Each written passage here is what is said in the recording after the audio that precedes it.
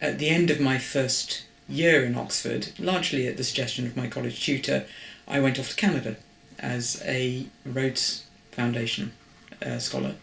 And that was great because Oxford is a wonderful place to be, but you do need to get out after a while.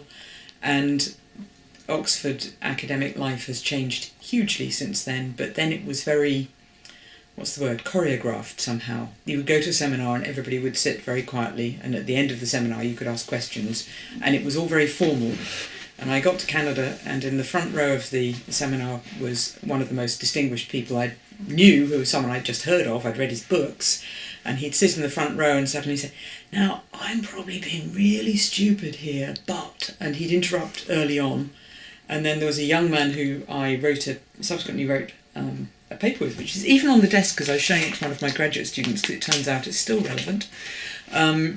He actually wrote my first paper, and I think that's the paper that got me a job, so of course I'm very grateful. But in the middle of each seminar he'd sort of say, "Actually, can I just make sure I'm understanding what's going on?" And he would précis what had happened up to that point. So having had a year in Oxford understanding nothing of any seminar, suddenly I had somebody getting me up to speed halfway through, and that was incredibly helpful.